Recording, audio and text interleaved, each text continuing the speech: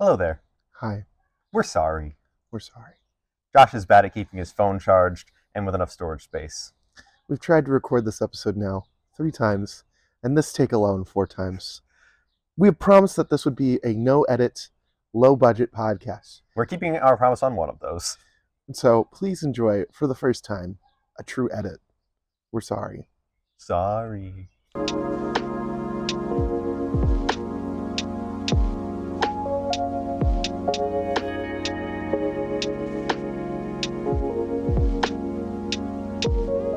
Hello. Howdy. Morning. I'd say slancha, but it's It's... it's 9 o'clock in the Well, morning. you don't know what's in this tumbler. Did you add? I'm the one who prepared that for you, so you don't know what's in there. You can switch some Irish moonshine in there. Maybe. Morning, everyone. Howdy. It's a little different from usual. It's not almost night now. It's barely morning. Morning cast. Morning cast. Part Josh, 2. Electric Boogaloo. Electric. We tried to the record this Boogaloo. yesterday, and the phone died about 10 minutes into it. Yeah, so, well, we're glad you are here. We're glad for you to join us in this conversation. How you doing, Andrew? I'm good. I'm doing all right. Yeah. I woke up yesterday because I want to talk about what happened since yesterday. But I want to talk about yesterday. I woke up, my couch was broken. That's weird. Yeah, it was an interesting way to start my day. And then the day before, I had some idiot who doesn't have a spare tire in his car having to call me to come help him get a patch on it Huh. and take it over to the bell tire and all touch. It was a whole thing. It was really weird. It was like 2 hours, It right? was like 2 hours for what should have been 15 minutes. Yeah. How are you doing, though? How are you doing? It's so weird. I went downstairs at your house yesterday, and the couch was just broken. You didn't sit on it or anything? And for some reason, when I was driving, I don't know what happened. I was like 5 minutes away, and my tire just spontaneously combusted. If you don't know, I have a history of car issues. You have the worst luck in picking cars, jobs. I also have a gluteus massivus. Yeah. That's my thing. I'm the one who came up with that. Anyway, Yeah. Okay, so that was yesterday morning when Yeah. What else has been going on? not a whole lot work-wise. Got a new computer finally for work. They finally decided that the 8-year-old brick that they gave me wasn't going to be good enough. It's the street sweeper. We love the challenges of an outdoor podcast. The outdoor pod. But I don't know if y'all can hear that. We'll check it when we do our no edit. But yeah, so overall things are going well. We're getting some work done with Flocknote. We're trying to get that rolling for the parish, figuring out how to make people not. Here's a pro tip for all you people who are thinking about using Flocknote, or if you're just a parishioner at a parish. If you do not get a paycheck or have an office in the parish office, you are not parish staff. You are not staff. Like unless you should be getting a paycheck, but you've chosen to say I don't want a paycheck, you are not parish staff. And that's what I've been having to deal with a lot of rejecting people and sending them emails saying, thank you for submitting this part for Flocknote. You are not parish staff, however. Please only go to ministries that you are a part of. Yeah, That's been my challenge. That's an interesting challenge. So since the last time we recorded, I have sent out my last official email as a teacher. Very nice, very nice. It is officially. Xerxes caught a bird. Oh, that's sad. Xerxes is the neighborhood cat. Xerxes is a neighborhood cat, caught a bird. Since our last episode, I have sent out my last official email as a teacher. I have also done this. And I think that's a great way to segue. A little ham-fisted, but yes. Well, I mean, but it is. What did I do yesterday? I played Grand Theft Auto 6, watched more of Clarkson's Farm. Yeah. Waited on an interview, waited on a phone call from any of the jobs I'm Mhm. looking at. So not a whole lot. But besides the point, So yeah, we're here. we are both former teachers now. Like you're a former substitute teacher, you're not a real teacher. I got reminded of that several times throughout the semester. I know you did, and I will never forget that. So So we both have officially ended our first year of teaching, my first semester, and perhaps probably my last. our last. Well, you signed up to be a sub. I signed up to be on the sub list, and Dawn was ecstatic about it. She said, "You are now the top of the list. I hope you know that." Yeah, so let's start with a little, maybe some statistics, Okay. some game stats. All right. So where were you teaching this year? How long have you been teaching? All right. We need to do this like we're doing. That's why I got like the NCAA. We got Andrew Kurt, St. Mary's Catholic Central English Department.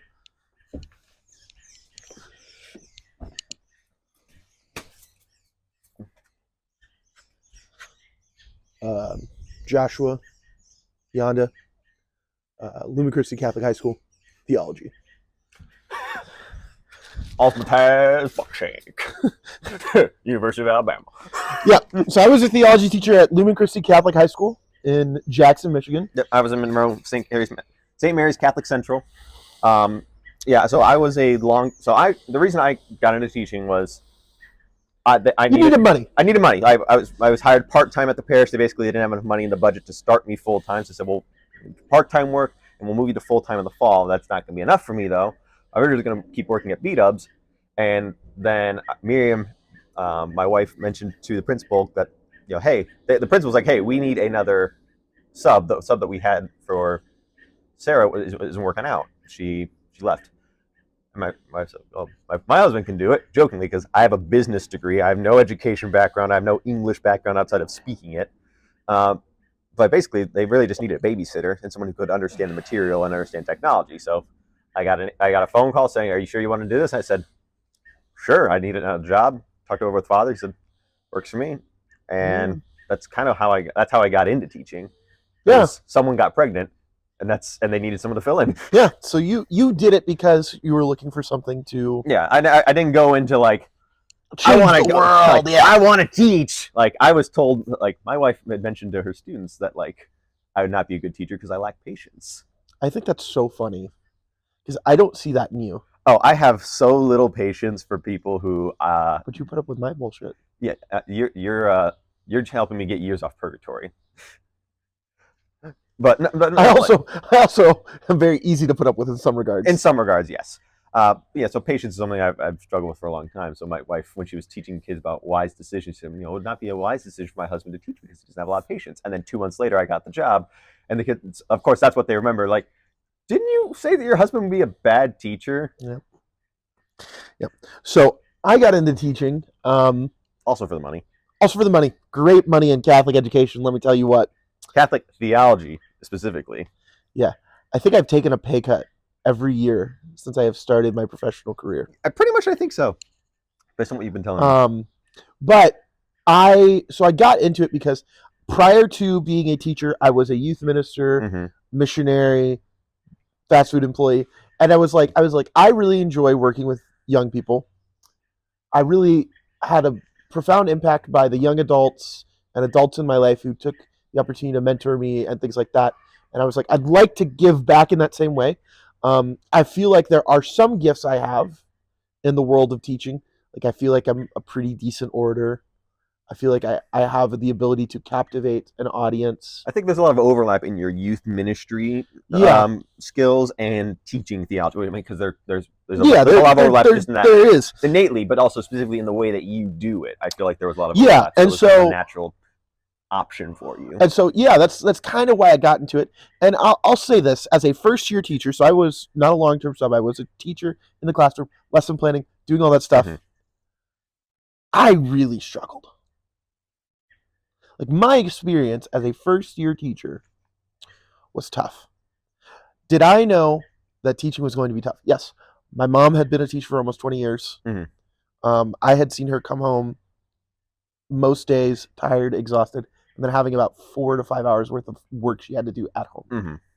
Yeah, my mom was an education major, and she subbed at our school, so she was very rarely a long-term sub, but she still, like, she was there probably 3 days a week typically. Yeah. Most weeks my mom was subbing pretty consistently. Yeah, and then I struggled. While I made some great relationships with some students, I did struggle in the classroom management part because you have to balance this very tricky, tightrope, especially in theology, where I don't want to come off as a jerk. Yeah. Because I don't want that to reflect on how they feel about Christ or the church. It's again, it comes down to like that idea of you're not a youth minister, but they kind of want you to be one. but you also have to, there's discipline and there has to be expectations and you have to grade them and things. So it's these kind of diametric. Yeah. So I mean, there was all of this going on, which made it made the first year of teaching a struggle. Mm-hmm. Now, I know as a long-term sub, you experienced different. Like, what was your experience as a long-term sub? So I was very blessed with the support that I had from the English department at SMCC. First of all, Sarah was very organized. She had a lot of the stuff laid out for me. She had a pretty good calendar of this, you should be at this point on this day. So it was very easy for me to follow that. Megan, she was the department head. She was constantly checking in with me, not hovering, but she was it's like, do you need help with this? Do you understand this? Do you have questions about this? Or she would give me support tools. And then Greer, Miriam's friend, also, she's the other English teacher. If I had like little dumb questions I didn't want to have to go to Megan for, she was there to help me with like small logistics. So I was really well supported in that area. What I struggled with was the culture clash between the way when I went to high school versus now, and also just my call it teaching style if you want, is very similar to Sarah's, who was the teacher that was there.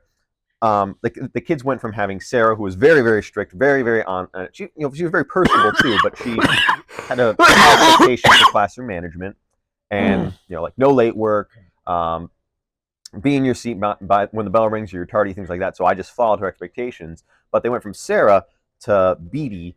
I don't know if that was her first or last name, but she was so lax.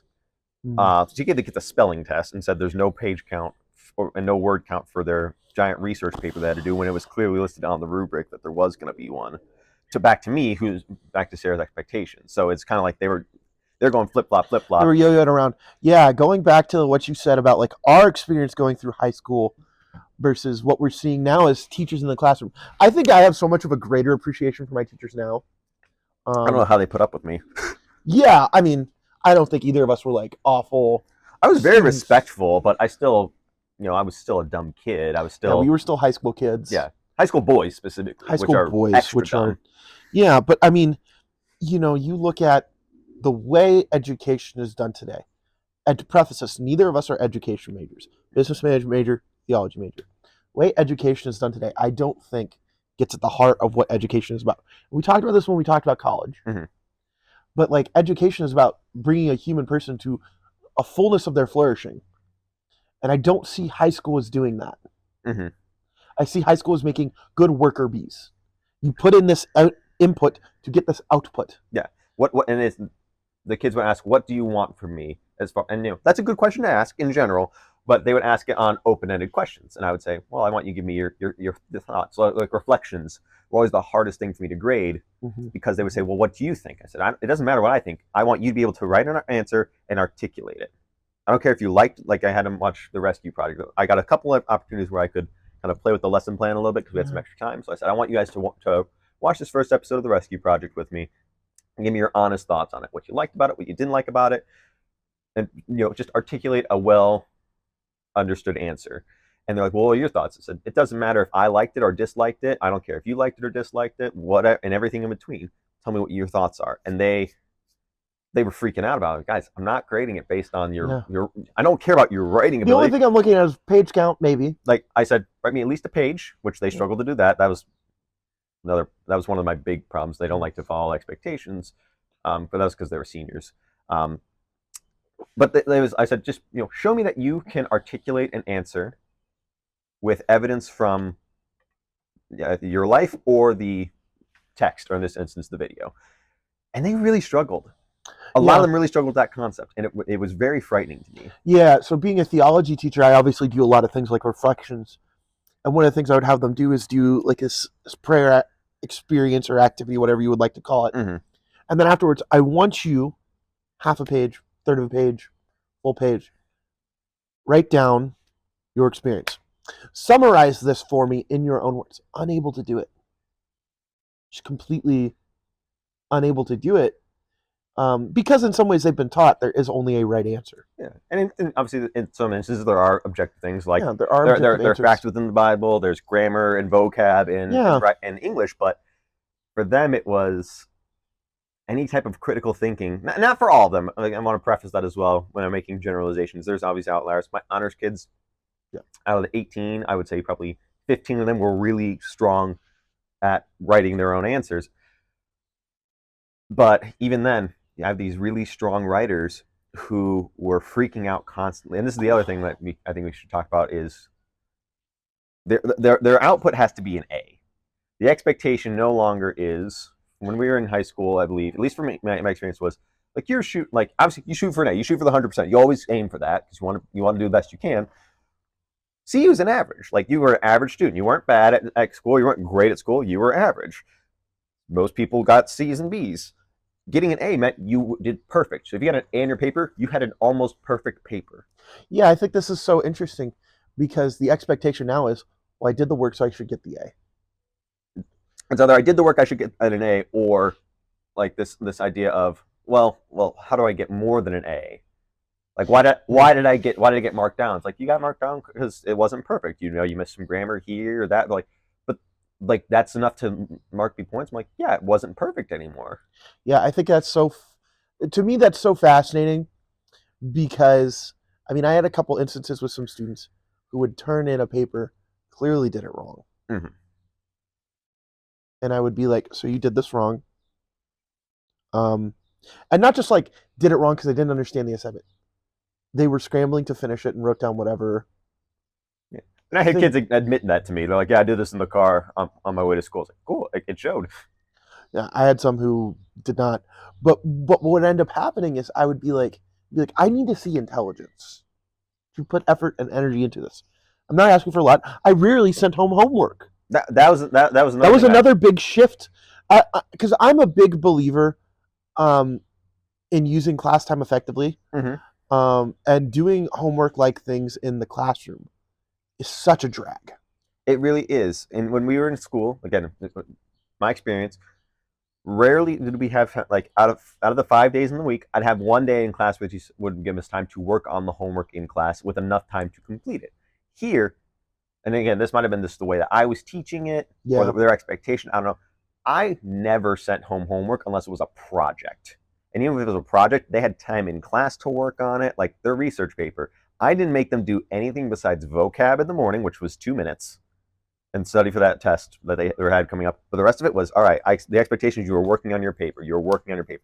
Did they use their class time? 80% of them did not. They were just talking with their friends, whatever, and then they would complain, well, what with this paper? I'm like, I give you 2 weeks in class to work on it. You chose not to take advantage of that time. And so you have to find your own time to do it. Yeah. And that's how I would approach most things. I would be like, all right, this is due tomorrow. You have 20 minutes, which is more than enough time to finish this, or get a good head start on it. Exactly. But we didn't get that typically when we were in school. Like, the expectation it would depend on the class. A lot of my math classes, once you did the notes, you did a couple example problems, you would get time in class to do your homework. I get a little bit of time. Yeah, I had a similar experience with that. But like history, your lecture English, covered classes, science especially. Sciences. History and science were the two where, because I remember with AP World when I was a freshman in high school, she would spend the entire class lecturing and explaining the notes that we went over. So we did the notes the night before, and then she would explain the notes, and then she was, all right, I need you to read these 30 pages. Take 4 pages of notes, do this assignment that goes with it, and we're going to go over in class tomorrow. So I go home, and I have 2 hours of homework to do. Yeah, which was wild. But, I mean, I learned so much that way because I was doing the notes myself, then she was explaining the notes again, she was going over more detail, she was extrapolating from what we had. And I learned so much more that way than versus to preface, doing it not that way. Every child is going to learn best through that method. Yes, I think that speaks to you and I. We're very much like, we like to have to wrestle with things. Yeah, we like the struggle. And so for us, I think that's very conducive. I mean, I like to sit there and I like to read something and sit there, and then I'll write some things down, and then I'll go back to what I just read. Yep. Do I do things like look for words or terms I don't know? No, I've started doing that more. Mm-hmm. And things like that, things that your teachers always said, like, you want to know the definition of a word, like, and you don't understand it, like, highlight it, circle it, underline it, like all these things. And now as a teacher, I'm like, dang, my kids don't know the definition of a word. I'm like, great, look it up. Yeah, there's no, and again, I don't want to generalize this, but there's a lack of wonder, I think, in a lot of kids these days, where they just want the easy route. A lot of kids, they just want the easy route. If they don't know it, do I need to know this? I love it. Do we need to know this for the exam? Yes. I always said, anything I say in class. Anything I say is fair game. How many points is this going to be worth? 25,000. I tell them, if you don't do it, I'm going to make your grade suffer. If you do it, it'll be worth the proper amount of points. Because I hated that question because they're like, oh, I'm just not going to do it if it's not worth that many points. I mean, that's your prerogative, but also I'm expecting you to do this because I'm not just giving you busy work. It's because I'm trying to further your understanding of the text or of this concept. Yeah. And I know that you need it because, like, I would give them reading checks on The Salt of the Sea, and every single time, a couple of kids would do well. By and large, bombed it. It was only 3 questions, and they were direct questions from the text. I wasn't asking for any critical thinking. I was like, guys, I'm just trying to prove that you read the chapters or not. And they bombed, and they're like, "Well, I read the book." I'm like, clearly you didn't read it carefully enough. And eventually, it took them the entire book, but the last 2 tests, they finally started to do better because they realized I might have to read this more than once to fully grasp what's happening here. And then they started doing better. Yeah. So I mean, that was our experience. I think maybe, so we noticed some things in our experience as teachers that we struggled with. Well, that not even just that we struggled with, that we were like, this is different than us. I think some things that we struggled with, your struggles might have been different than my struggles. I really genuinely did struggle with classroom management, grading, lesson planning. It was just a drag. Yeah, it really did. I mean, going home and then being like, all right, I've got to do 3 hours of work. And you're sitting there going, I mean, this is why teachers have the summer. Mm-hmm. Let's be fair. This is why teachers have summer and winter break. Because you're working 6 to 7 hours a day in the classroom, and then you have 2 or 3 hours minimum when you get home. And your weekends are taken up by a couple hours there too for grading and stuff like that. Well, and it's not like, oh, well, if you're just teaching the same class over and over again, just reuse the same lesson. No, each classroom is a different environment. You go from your honors, right? Mm-hmm. We could talk about honors versus non-honors. But even in, we didn't have a theology honors class, but I had my 2nd hour theology students are a completely different classroom environment than my 9th hour theology students. Same grade level, same content. How do I deliver this differently? Because you have obviously different kids, but one thing I noticed specifically, different times of the day. I have very similar kids in my 1st hour and my 4th hour, like demographically and the way they interact with each other. Very similar. 1st hour, zombies. 4th hour, lunch is next hour, I'm ready to go. And they were hyper. Yeah, so you have to tailor your lesson based around the day, which means your 1 or 2 preps are actually probably like 5 or 6 preps. Yeah, it can for a regular teacher probably could be. For me, I said this is where I was much more of a drill sergeant as far as across the board. Like I said, well, this is the material we're getting through today. If we don't get through it, you have to take care of it yourself. That's not on me. Because I've always used 1st hour as the benchmark. I said, guys, I was able to get through this the 1st hour with 15 minutes to spare. You guys got through it because you kept talking and you couldn't listen to me. You only have 5 minutes in class. So those extra 10 minutes you had to work, you're gonna have to use that at home. Like that's not my problem. I was very strict because that's the way Sarah was. That was her classroom style. Like no bad. She had said if you don't want to give them bathroom breaks, you don't have to. So for the first 2 or 3 weeks, after one kid took a 20-minute bathroom break and another kid took a 15-minute, I said, nope, I'm done. No bathroom breaks for anyone. Yeah, and I think that is like something we talk about. The things we liked. I think you did like being in that kind of in charge leadership. I mean, it's management role. I would consider leadership one of my charisms in that regard. Yeah, I think you like that. This sounds so wrong, but I think you like having the authority. Yeah, I'm comfortable with authority. Like the art teachers or the theology teachers, they really didn't like having a strict classroom manager, which is fair. It's a different type of class. But I'm like, I just based it off. To be completely honest, I based it off the way my mom subbed when she was, because she subbed for my classes pretty frequently. Yeah. My mom, no nonsense. She knows that the teacher left the instructions. She knows the teachers, and the advantage my mom had was she knew all of the kids and their parents because they were my grade level. And I've been going to school for 8 years at that point, right, at the same school. So she had that little bit of fear with the kids, but my mom didn't take any crap, and she said, "I'm here as a courtesy to the school, as a courtesy to you to help teach you and make sure you understand this content while your teacher's not here." Yeah. So that was what I kind of modeled it after. Yeah. The things I really did enjoy, because I think you enjoyed the authority. I think you did enjoy building certain relationships with certain kids. Yeah. Let's go to you though. What were something that you enjoyed? I did really enjoy my staff, like the other teachers around me, the office staff, even the administration. Despite there being there were times where I was like, frustration. I was like, I love these people. They're great people. They're all very convicted of the mission of Catholic education, which I love. Yeah. Um, you know, I loved building relationships with the students. This is, one of the things why I got into youth ministry, why I got into teaching. I love building relationships with the students. Going to their sporting events was great. I still, even now, no longer being like, I'm still an on-contract teacher, but I have no obligation because I'm not coming back. Mm-hmm. Spoiler alert. I still go to their sporting events. I mean, Yeah. I still want to see them succeed and do well and all these things. And so, there's just a lot of enjoyment I get from that.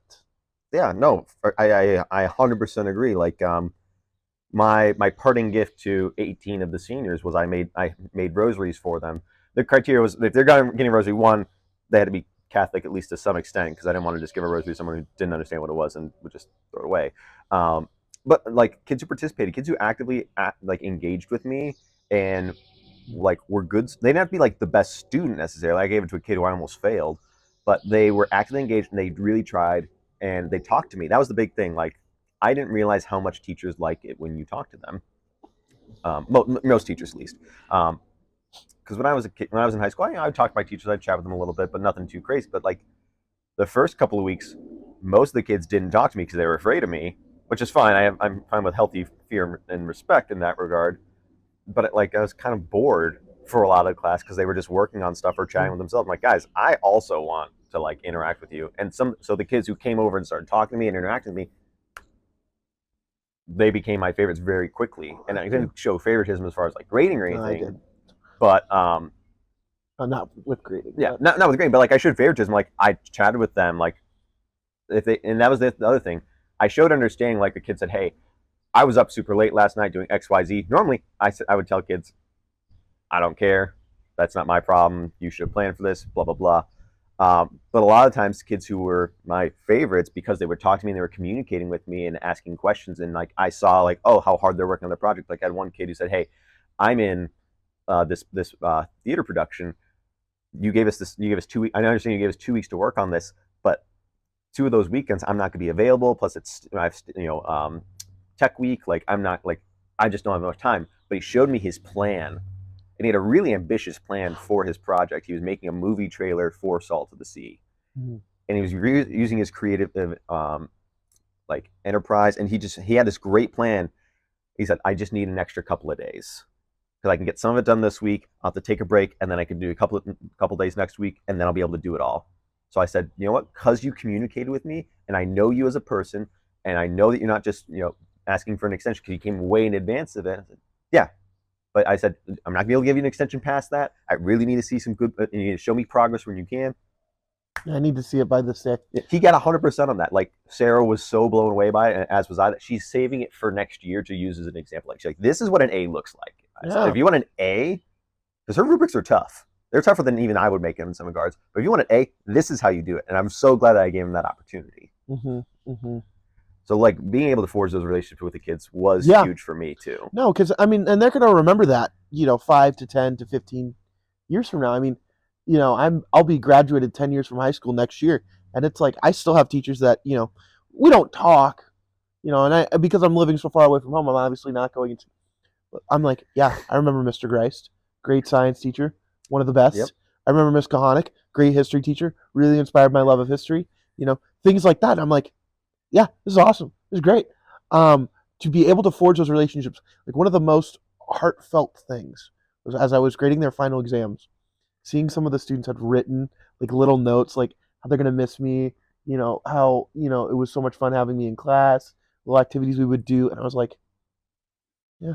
That handwritten, like again, I'm just a sub. I still got a couple of notes from kids, and they're telling me how like I inspired them in some way. Like one girl was really struggling with presentations, and I was like, "Dude, you got this! Like I've seen how much hard work you've been putting in this. Just take a breath. You're gonna be fine." She was petrified of presentations, and she wrote like they had to choose who they got the right notes to, and they said every teacher should get at least one. I was the first round pick for her.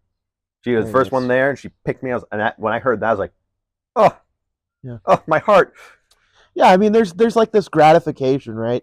I believe it's a pretty thankless job overall being a teacher, but when you get that thank you. Well, so like there's this concept in Aristotelian philosophy about the levels of happiness, right? Mm-hmm. So there's latex, latus, felix, beatitudo, supreme beatitudo. So Gesundheit. yeah, so these are all Latin terms, obvious, or Greek terms. Mm-hmm. So beatitudo and supreme beatitudo, those are like, so beatitudo is like the sharing between another individual, in which you share in the common good. Mm-hmm. So supreme beatitude would be that highest sharing of the common good, which we would describe as God. Yeah. It is eternal, without end, all encompassing. So beatitudo is a type of that. But then there's the ego gratification, or no, ego gratification is Felix, and latus is the gratification of the fleshly needs like food. Yeah. But in beatitudo, in the share of the common good, that is where teaching lies. It is the second highest level of happiness.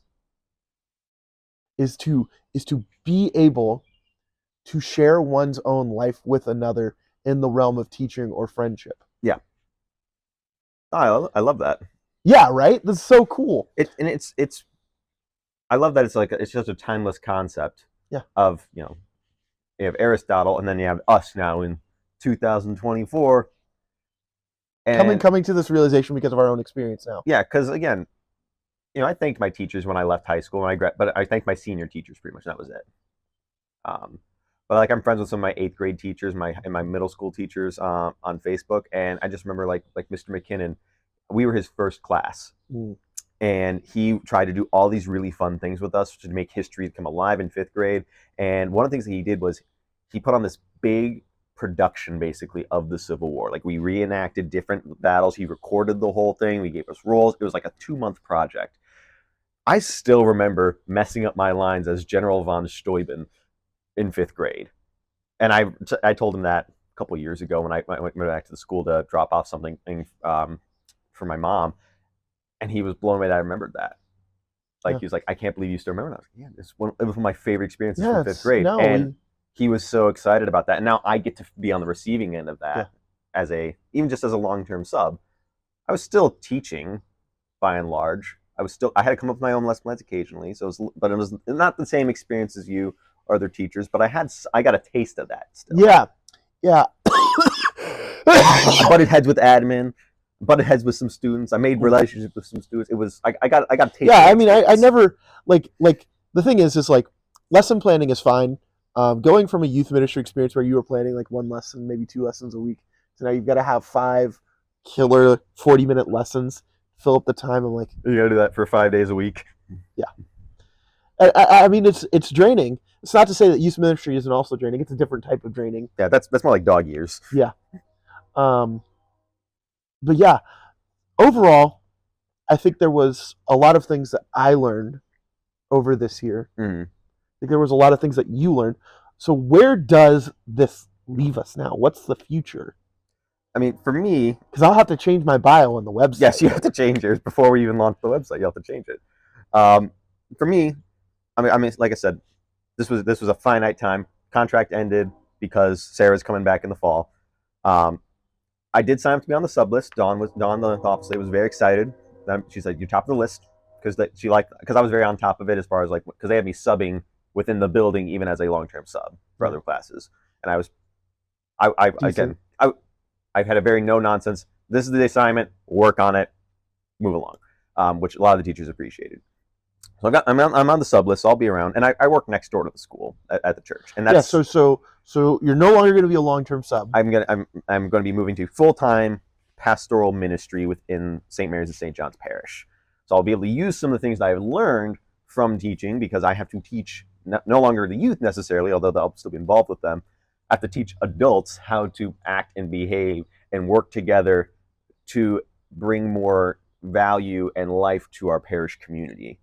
And that comes in a lot of things, but that's kind of like where I'm going here is I'm still gonna be around. I told the students, I said, if you ever need to get a hold of me, because you have questions about something or you just want to chat, shoot me an email. My wife still works at the school. Talk to her. Tell her you say hi to me. Make my day. That kind of deal. But that's kind of where I'm going forward from that. I'm still gonna be around, so it's not a full-on goodbye from teaching and the school that I was at, but it's kind of I'm just moving to the next stage. Yeah. So for me, I'm transitioning wholeheartedly out of teaching. Not quite sure what the future holds yet. Potentially making a transition back into full time, either youth or college campus ministry. Um, kind of still in the discernment slash interviewing process. So prayers would be appreciated. Absolutely. But I'm excited because I've got some time, I've got some money saved up, so I can You really got like a month and a half before your I can really release is up at end of July. Yeah. So I've really got some time to like pour into things like this, a couple other passion projects Mm-hmm. that I've been thinking about for a while now, and to really just embrace the present moment. Yeah. Is there fear? Absolutely. Fear of the unknown is logical. Oh, yes. But to quote a great man, perhaps the greatest of all men, the everlasting man, into the deep. Put out into the deep. Go into the unknown. And so, yeah, I think that's where we leave teaching for now. We're kind of entering into a new era. Yep, it's the next chapter. Next chapter of the book. So, we finished the next chapter. Hold on, we forgot to mention. Yeah. What are we drinking today? We're drinking today from our not sponsored sponsor, Cafe Bustelo. Could be a sponsor, but isn't. Could be a sponsor, but isn't. This is my Yeti that I got from my first job out of college, Segula. Not a sponsor and won't be. This is just some tumbler. That's a tumbler my dad gave me that he got from one of his clients. But yeah, Cafe Bustelo, not a sponsor, but could be. Great coffee. Always recommend. It's good coffee that's not expensive. That's what I love about it. Yeah. Always consistently decent. As we do every time. How are you going deeper, Andrew? So for me, this is going to sound kind of dumb. I went back and played some Elden Ring. Interesting. The DLC is coming out. I don't own it yet. I'm excited about it. Elden Ring is something I have that's very near and dear to my heart. Yeah, I hate it, but go on. I hate the game, but go on. Well, like I made my students do some extra credit and some extra assignment opportunities through Elden Ring. I showed them stories of it, so I do love the story of it. But something that I've struggled with video games in general, specifically with Elden Ring, because it is a difficult game, and you could say, "Oh, good, whatever." I'm a decent video game player. I struggled with a lot of aspects of Elden Ring, and one of the things that I struggle with is if there's something I know I can do, but it's just kind of trial and error thing, I give up halfway pretty frequently. One of the endings you have to do, there's a difficult platforming part where you basically have to jump down a couple of times to get to the bottom. I spent a solid 3 hours on it one day. And I gave up on it because I was like, I don't care about this ending enough to do it. And when I was playing the game, I saw that, so I was like, I kind of finish things halfway a lot of the time. So my kind of attempt to that was, I said, all right, I'm going to sit down. I'm going to try this myself. I'm going to take the time to ask for help. So I asked some people that I knew who had finished. I watched some tutorials. I finally was able to figure out how to do it, and I did it. I was like, and I felt so good. I was like, I finally did this stupid little thing that I could have done 2 years ago. I just never did because I got frustrated.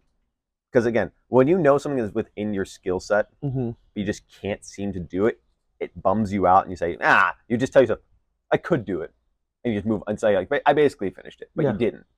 So how is this translating then into like? So I'm not to say that video games aren't real life. Yeah. But so what I'm trying to do now, like that realization of how good it felt to finally just do the thing that I knew I could do, but I haven't been able to. I've been trying to apply the mentality of other things, like packing. I actually started packing finally for our house because we're moving soon. At the gym, I'm finally like, you know what? I don't like this exercise, but I know I can do it, so I'm just gonna do it finally. Yeah. Like doing cable lateral raise instead of just the dumbbell ones. I hate the cable ones, but I know they're better for me. I know I can do it. I just don't like the way they feel necessarily. So I was like, I'm just going to finally do it. And it feels really good when you actually get to do it and you get that kind of checkbox done. Yeah. So that's me. I'm finishing old tasks despite, like, even though I know I could do it and might not be able to do it, I'm actually saying I did it. And I can tell myself that I did it. Amen. Great. So for me, get excited. Bought a typewriter. Oldie. It was like a couple months ago. Bought a typewriter. Got some paper. Started writing on a typewriter. Yeah. I've actually written. Is it like a typewriter, or is it like an electric typewriter? Because I do know, because my grandma has an electric one, which is kind of It's cool. ink. Hmm? It's ink. It's got an ink ribbon. Okay, ink ribbon. Like you click and it smashes. Yep. Okay, cool. Just Yeah, no, kind of painting the word picture. It's about 20, 30 pounds, so it's a hefty boy. So it sits on my Get some coffee. curls on there. It sits on my coffee table, and like one of the things I like is the clickiness. Click, click, click, click, click. Yeah. But like I've been able to like really put some intentional time into, because it's not a screen. Mhm. So like I try to make intentional time once a week, maybe more, like an hour to an hour and a half of intentional time of either writing like, you know, some thoughts that I just want to put to paper. You know, whether it's something for DIMC, it's where a lot of actually I have things that are written down on that, Mhm. but I haven't put them out yet because I'm like I need to parse through Need these. to muse and ruminate. Or things like writing poetry, perhaps write like I've written a couple letters to like my grandparents, sent them off. You know, And there's something I think that's beautiful about doing the typewriter, because in the age of technology, you mess up, just backspace, backspace, backspace, or even like a newer typewriter, there's like the whiteout ribbon where you just hit backspace and it kind of smacks it back.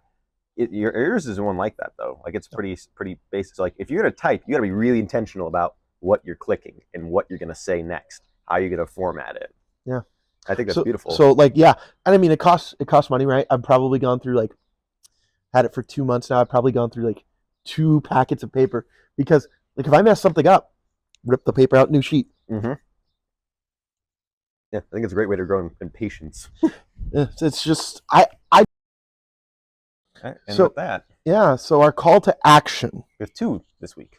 this week. You want to take the first one? Yeah. So, someone you already touched on this. I've touched on this. Thank someone who's taught you something in your life, whether it's a teacher, mentor, pastor, scout leader, whatever that looks like for you. Thank them.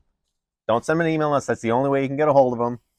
Like make it Heartfelt personal. Heartfelt letter, handwritten if you can. Call them if you have the capabilities to go and see them in person. Yeah, like find a way to reach out to them and tell them how much it meant to you, something they taught you, something you remember about them teaching you. I guarantee you're not going to make their week. You're going to make their whole month at least, because that's how I felt when I got those letters from my kids, and I was sub for them. Yep. So take the time to thank them, because teaching anyone anything, not just in education, but teaching in general, is typically a thankless job. So take the time to thank someone, and it's going to make them feel great. And because you've made someone else feel good, it's going to make you feel good.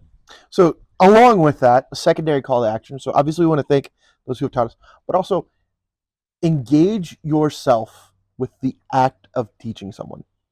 We all have skills and knowledge that we can share with the people who are around us. Mm-hmm. Andrew alone could write probably several master classes on several different video games. I very much could, and to be boring as I'll get out. But the art of teaching someone, not only do you get to share something that you love, Mm-hmm. but hopefully you get to pass on that love to someone else. Exactly. And we all, in some ways, are going to have to teach someone something. Mm-hmm. If you get a job in a fast food restaurant, you will have to teach someone how to use the fryers. Yep. Things like that. And there is this level of gratification that comes, as we've talked about, from teaching someone and from seeing them, oh, I got it. Yeah. Whether it's as simple as teaching them something at a fast food place, to seeing a student understand a concept they've been struggling with, being able to see people learn through struggle and your education to mastery of a skill, it's a beautiful thing. And that is truly the end goal of any education that we take on. If we are seeking to learn something, the end goal of it is to be able to take our knowledge and teach the next generation, to teach those who are going to come after us. So that is our call to action this week. Mm-hmm. Thank your teachers and become one yourself. Absolutely. And so where does this leave us for next time, Andrew? I think next time we should ask the question, what if we moved? Oh, dear God. Vietnam flashbacks noises here. Cheers.